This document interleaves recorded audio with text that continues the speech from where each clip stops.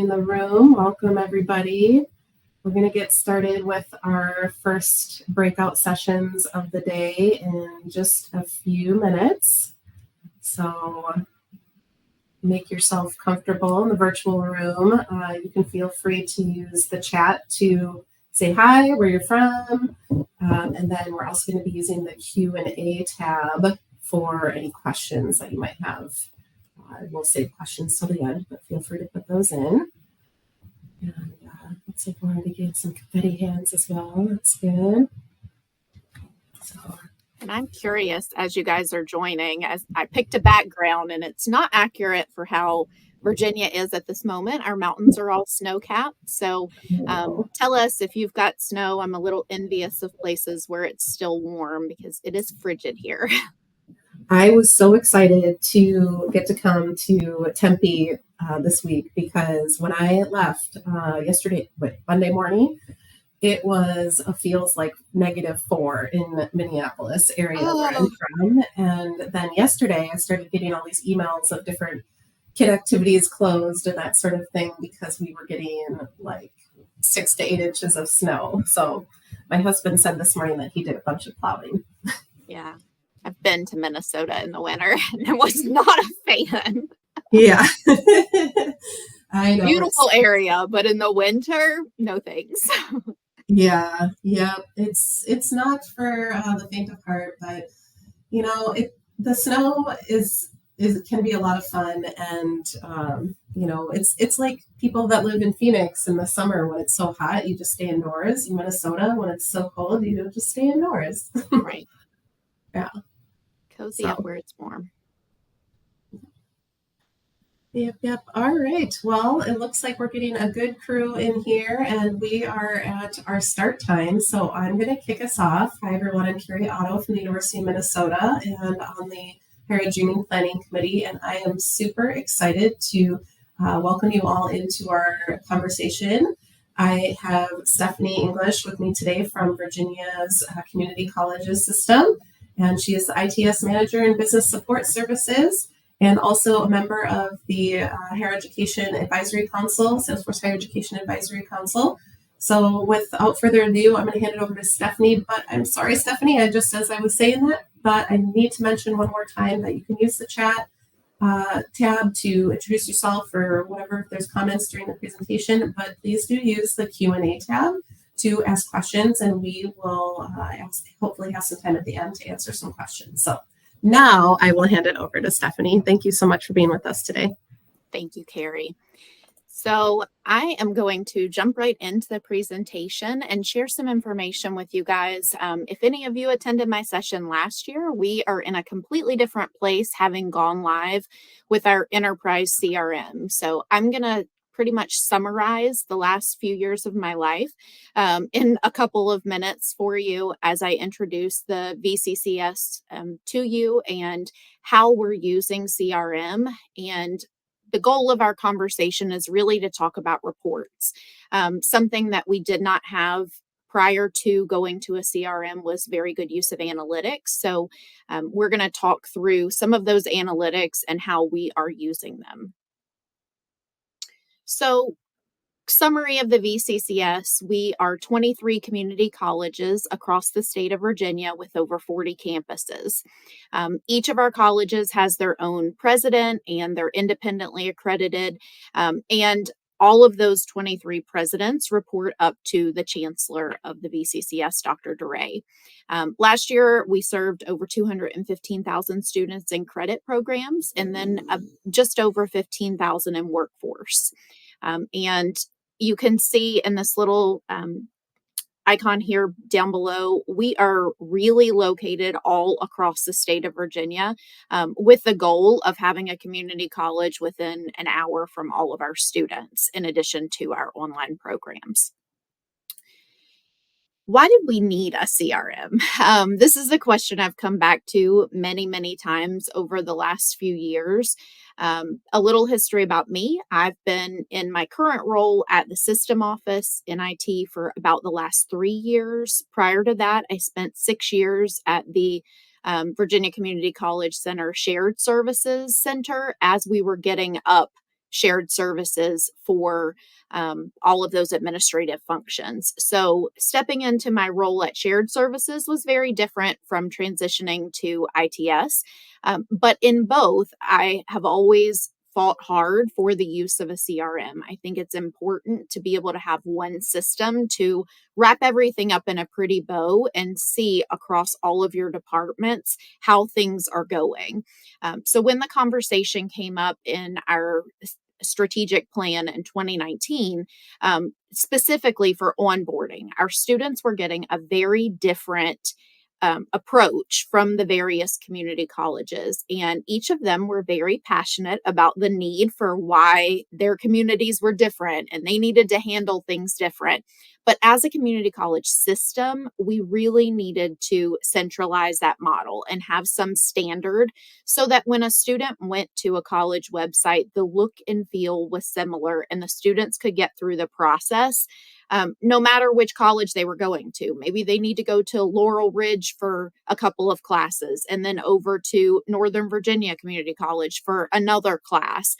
We want them to understand that we are a community college system. And that's something that I didn't know prior to working in the VCCS. So as we started to look at how we could make that happen, it was evident that we needed a CRM tool. We put out an RFP and started having those conversations in 2019 and then made the decision to go to Salesforce for onboarding in 2022. And we started our phased in approach last year. So December marks a full year of the 19 colleges that are part of this enterprise solution being rolled in, if you will, and the data's flowing. They're actually using the system in various capacities. Now for some visuals. I think it's important to understand the Salesforce system that we're using. Because we are a community college system, it was important for us to have data about the system at that system level. We had 6 community colleges that were already using Salesforce in some capacity, and you can see those 6 colleges kind of in those bottom little 6 circles. So it was important for us to move those 6 colleges into a new Salesforce org as part of this ecosystem. And we refer to this model as a hub and spoke model. So we have our system office, system Salesforce org in the center here, and then each of our spoke orgs getting data off of that hub. Coming into the hub org are our external integrations. So we use Modern Campus or WES for our workforce students, Zap as our application tool, and PeopleSoft as our SIS. So we have external integrations coming in from each of those tools. Off of the hub, we are also using Marketing Cloud to communicate with our students, and we use EAB Navigate as our student success tool. So some additional external integrations going off to Navigate to share some information there, and then to Marketing Cloud for our journeys to run. So all of that information comes into the hub and then feeds down into those spoke orgs. We have not replaced PeopleSoft as our SIS. The SIS is still absolutely the system of truth for all of our student information, but it's all dumped into Salesforce to wrap everything up in that pretty package, like I explained before, so that at the system level, we can see that reporting data. One more graphic just to make your head spin.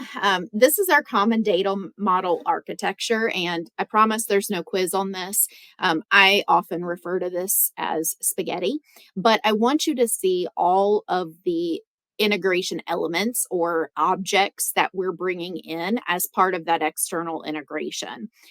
So everything wraps around the contact, obviously, but we've got information pulling in about financial aid, student groups, service indicators, absolutely anything that we felt would be valuable for our students and the staff at the colleges to see. We brought it into Salesforce really with that goal that we didn't want them to have to go to multiple systems. And part of the reason why this is so complex is with that future growth in mind. So I mentioned that we're using Salesforce for onboarding currently. We wanted to make sure that in addition to onboarding, if we wanted to do other things in the tool, that we built it with that future in mind. Watching the keynote and hearing Kim speak about that, it really resonated because that is something that we spent a lot of time debating back with the individual colleges. Well, we don't think we would use that right now. We can't build a system for right now. We really need to build the system for the future. And this common data model is very thorough and has served us well in that so far. I'll talk a little bit later about some of the things that we have already started working on as additional enhancements and other use cases of the system. And we didn't have to make any changes to the common data model because they already included those data elements.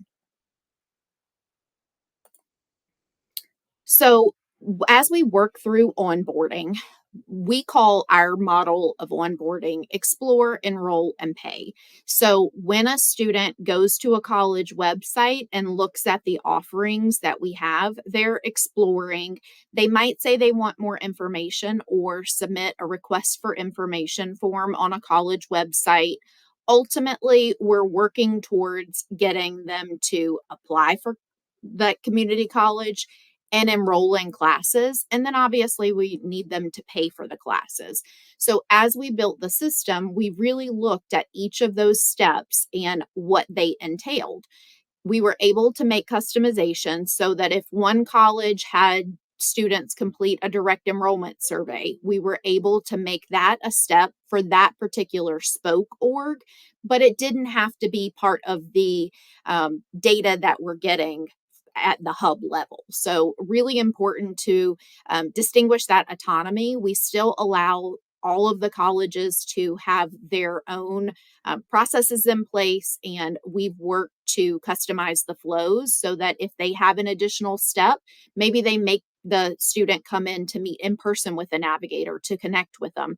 That step is part of their enrollment journey. And so each of them can have that unique business process as part of the explore, enroll, and pay model. Now, bringing this all home and how we're using all of this to improve our decision making, that complex common data model really provides the key metrics for us to be able to tell the story. Just a year in, we're able to see for the community college system. So, in addition to being able to see this for each of the colleges, we can see at a system level how students, excuse me, are going through that funnel and where we may be losing them or what their response time is from one step to the next. And look at those individual records. This is just a quick dashboard that we put together on affiliations and being able to see those affiliations, dive down into the data, and get the college presidents and leadership at each college to understand what is happening. It's no longer about feelings, it's about facts. And so, knowing that we didn't have those facts in the past made it really hard for us to drive the need for change. Now we can see exactly what we are good at and where we may need to make some improvements through the use of this data.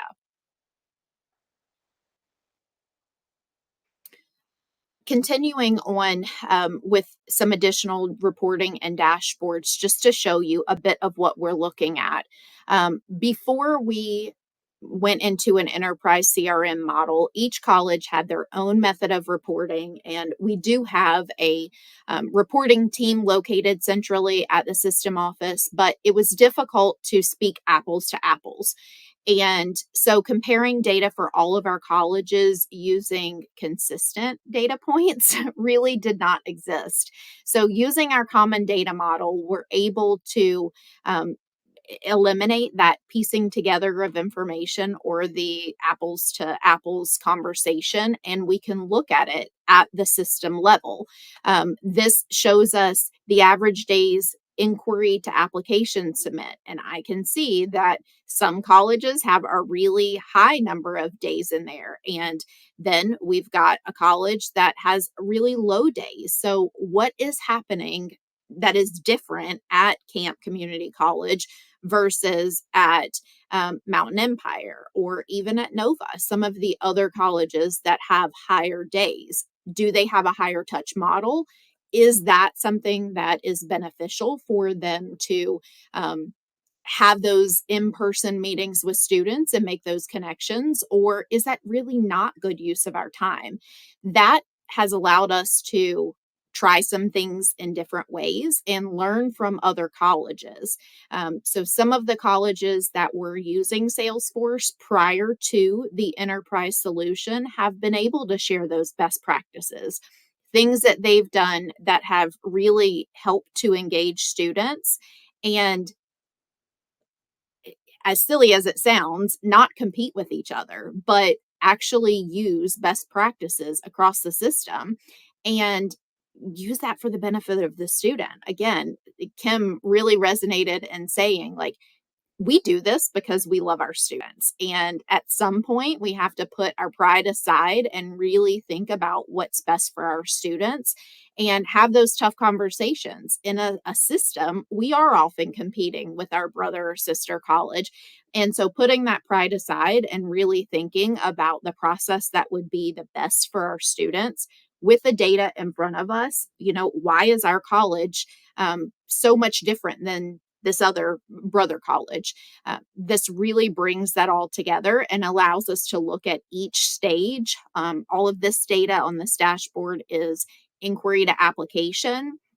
And as we go through that explore, enroll, pay, we're able to break down each of the sections and really dive into the data and analyze why one college is doing something so differently than another based on their process. Again, availability of reporting per stage, just to show you another example. This is applications with applicant. So we're able to see, and I've got the student data blacked out here, but you're able to see how many applications come in and the application name, time of submission, and by college. So, one thing that we've found really interesting to look at is the number of applications that one single student has and how many of our institutions that a student may be attending.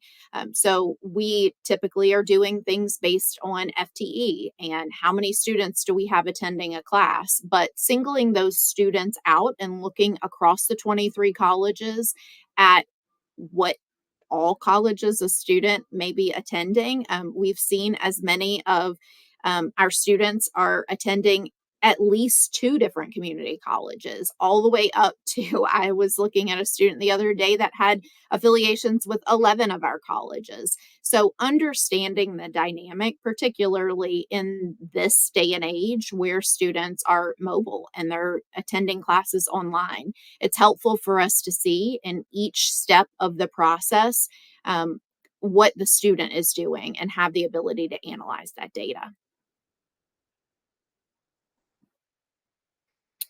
One other thing that we have really found value in is event tracking. Not all of our colleges are using event tracking, but I would say about a quarter of them are. And the need kept coming up about the ability to how do I prevent a student from having to write something down?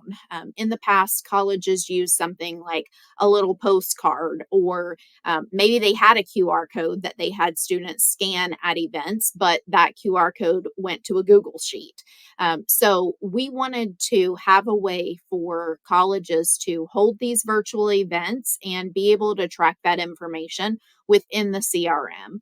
And we are doing that through events, allowing them to register the student or submit a request for information RFI form while they're at that event, allowing us to bring in that data about the student and have it kind of pre-filled in Salesforce for the navigators to work those leads just like we would work any other lead that comes in through a request for information form, but they're attached to the event. So I can see that this event inside track at Midlothian netted us 56 students, and I can tell kind of the demographic of those students, when they're graduating, what high school they attended, and be able to determine the value of that event.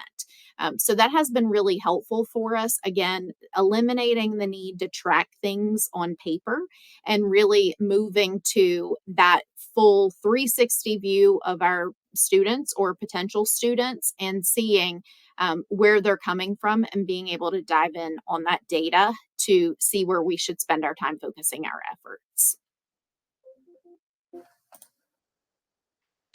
A few other not enterprise solutions, but things that we're working on. We've got some colleges that are using Salesforce for case management. So, Southside Virginia Community College uses Salesforce for case management on several of their various departments. They've been able to get human resources in, and they're tracking on kind of a ticket or case management basis all of the things that need to happen for students. Same thing in building and grounds. If they've got an issue with a light bulb in one of the classrooms, they're tracking that through case management.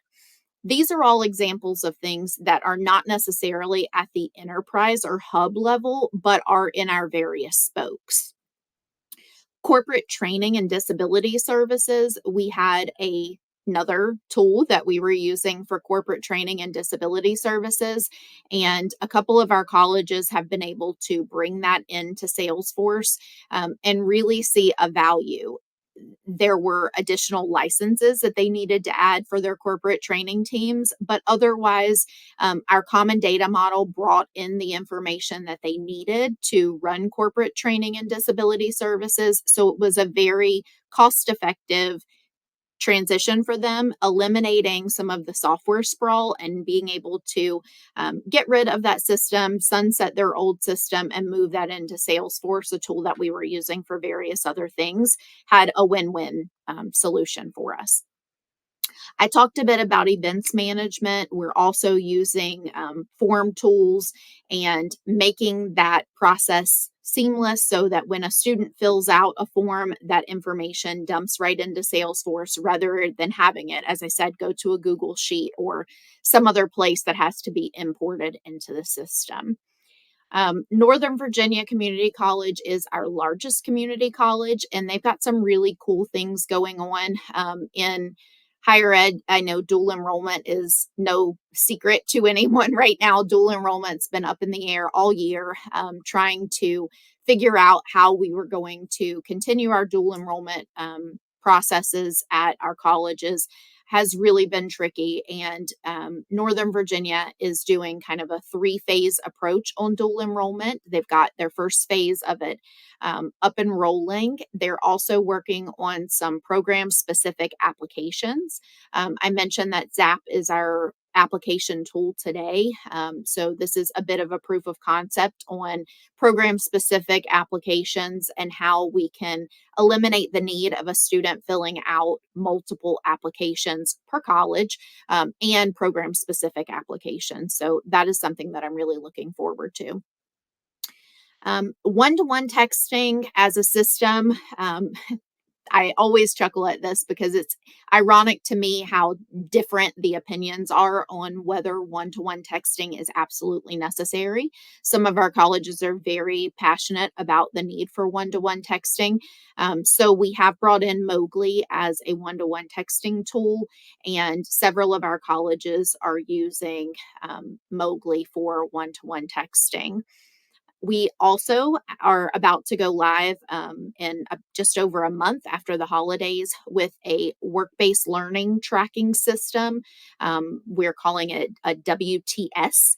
And we have 18 of our colleges that are participating in the WTS system, and they will be connecting students that are interested in a work based learning internship, whether it be paid or not paid, connecting those students with employers. So similar to the kind of the corporate training feel, connecting with those employers, understanding what it will take for a student to do an internship and making that connection.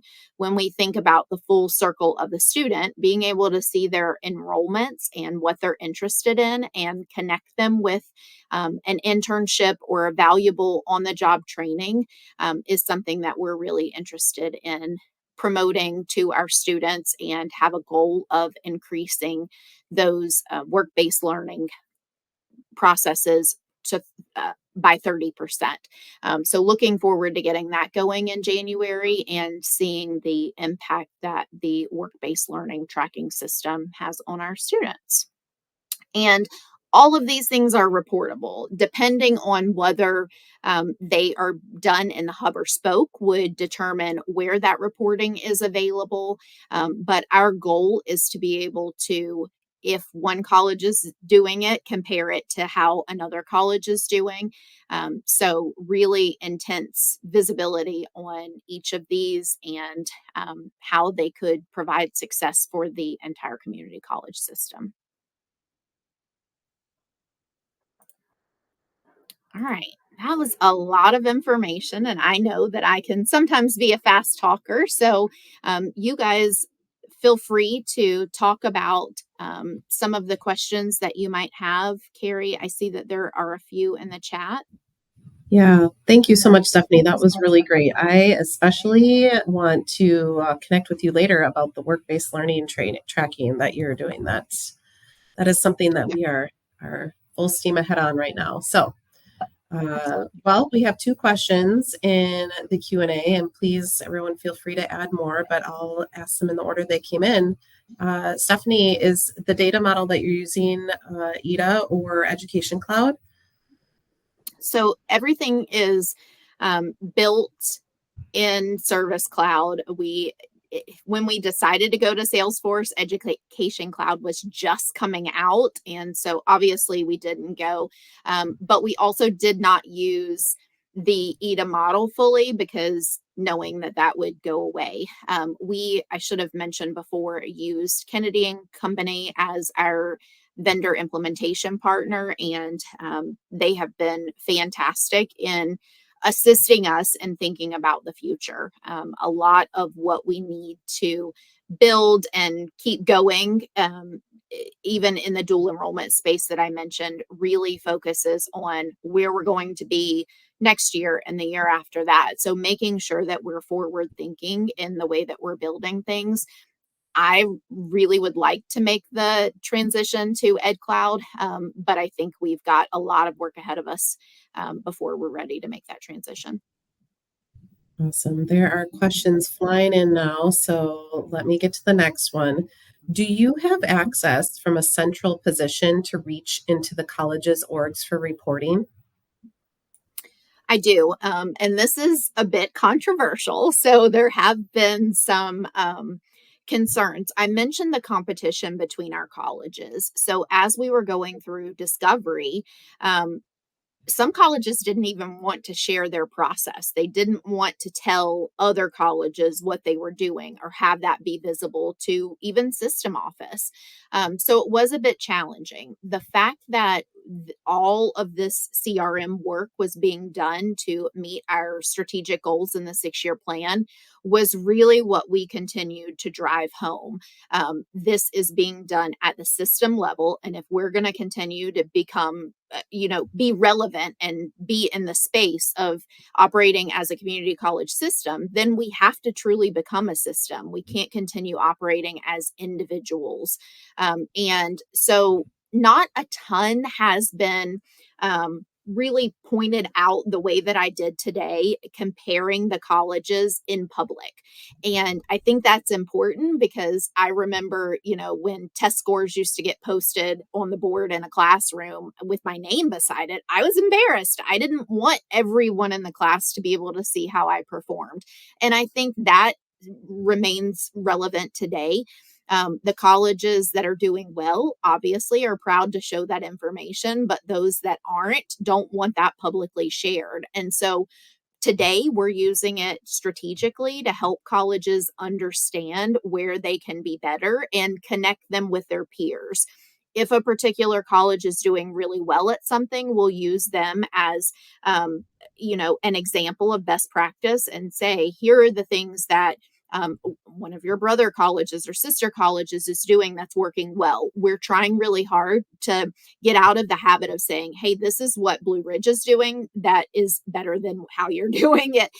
But at the system level, there's a handful of us that are administering Salesforce for the colleges as part of the enterprise solution that have access to look at that, and our institutional research team, sharing that information with them so that it can help to drive our decisions, is really important. At each of the college spoke level, they do not have access to see other colleges' data. So Blue Ridge cannot see what Mountain Empire is doing, and vice versa between the colleges. Great. Okay, next question. How do you work with colleges that are resistant to or blatantly refuse to believe the data when it highlights gaps or areas that need improvement? I love this question, Tim. It is a challenge. And I think I saw somebody in the chat earlier in the keynote say, it gets them when somebody says, but this is the way we've always done it. And there are lots of feelings attached to the way we've always done things. We have taken the approach of meeting the colleges where they are. It would not have worked for us to go Big Bang Theory and just all of a sudden flip the switch and expect people to welcome Salesforce with open arms. And so we have had to eat the elephant one bite at a time, so to speak, by talking through things and allowing people to voice their feelings. I showed you in that diagram of our system architecture that we've got other systems that could very easily be eliminated and everything be built in Salesforce. We have stayed clear of those conversations and will probably steer clear of them for at least a couple more years as we start to get everyone understanding the capabilities of Salesforce. Occasionally, I'll throw in we could do that in Salesforce comment, but we've really tried to meet them where they are and not force the technology down their throat, and instead listen to the things that they are trying to solve and accommodate those in the build of the system.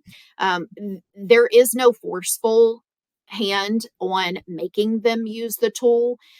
Each college individually is paying for the use of Salesforce. And so we've taken it as our responsibility to ensure that they are finding value in the tool and just continue to talk to them about the struggles that they may be having, training that may be needed. We actually built our training for Salesforce in Canvas, which is the tool that we use to teach our courses to students. And so that was very helpful to us. We've built additional modules in Canvas to support some things. Reporting and dashboards is something that is very important to me at the system level to show what the value is and how useful the tool is. But I would not be telling the truth if I said that all of our colleges were using those reports for their day-to-day operations. Most of what they're doing is in list views, and they are not to the point where they're ready to consume reports and dashboards. There are some caveats of where people have been more accepting to those and looking for easier views than the list view of information, but definitely still some resistance. And I expect that there will be as we just completed our first full year of being live in Salesforce. That's great. All right, we'll try to sneak in a couple more here before the end. The next one is, are there any limitations from reports that you have had to do workarounds for? Yeah, that's a really good question. Because of the way that our common data model is built, there were some segmentation of data issues, both in Marketing Cloud and in reporting. We struggled with colleges who used to have a way that they had always ran a report. And because the data is coming directly from SIS into Salesforce, the report didn't look and feel the same way, or it just wasn't the same.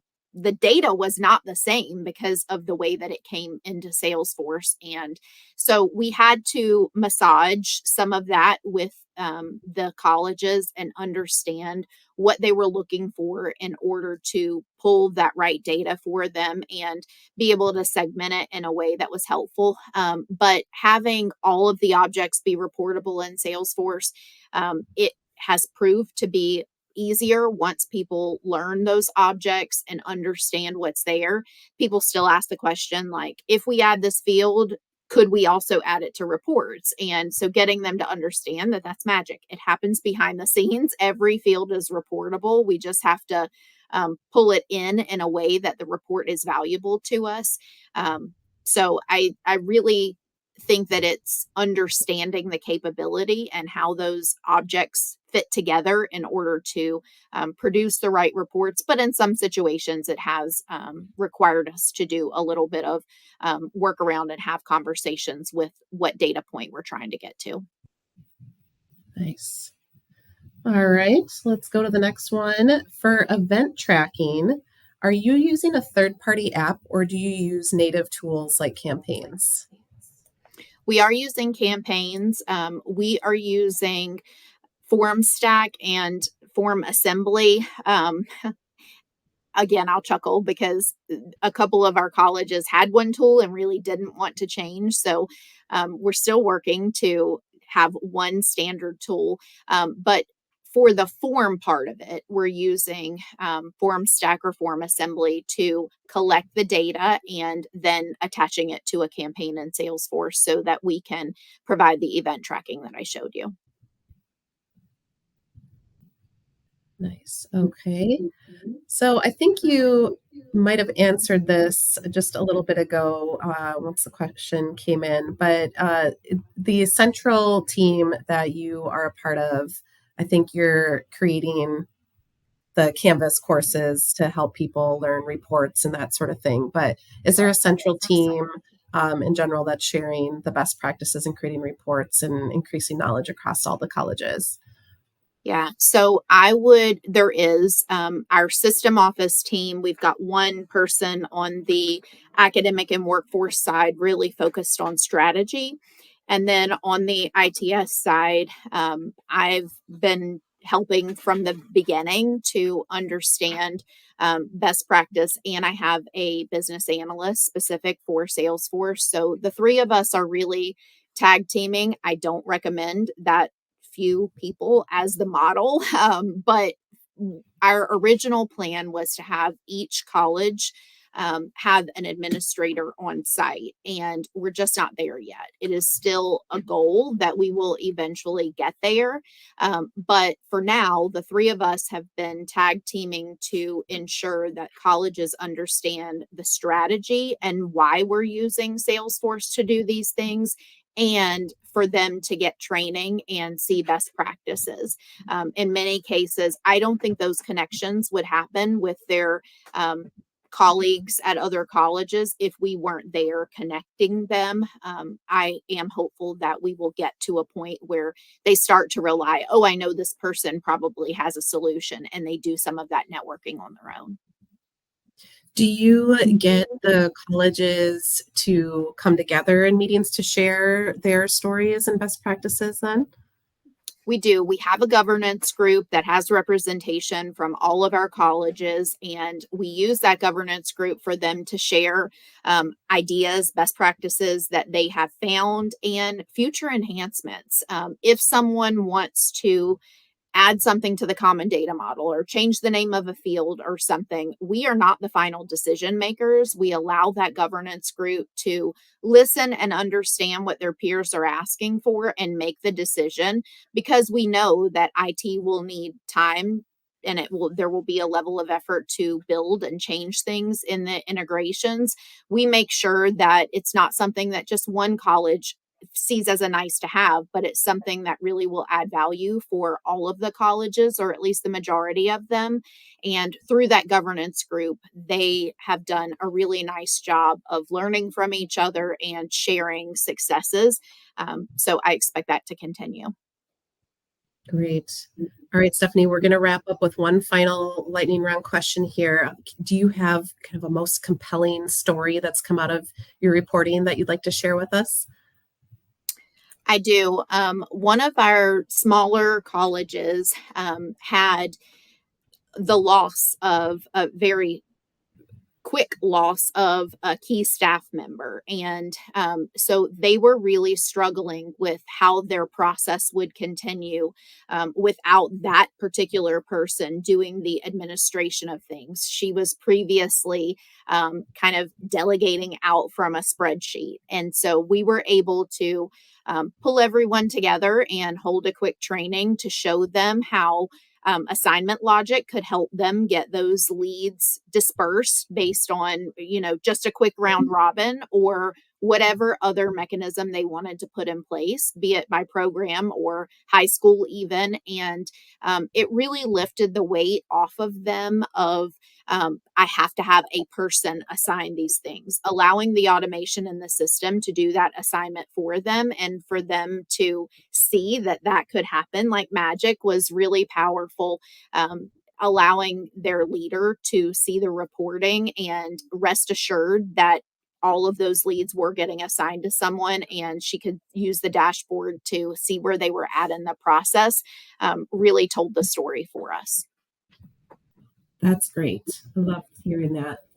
All right. Well, Stephanie, we are out of time. So I'm just going to thank you for presenting. That was great. And thank all the folks that attended.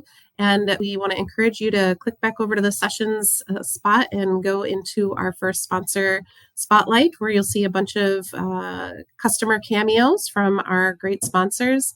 And thank you for attending our event today. And thanks again, Stephanie. Thanks so much. Have a great day, guys.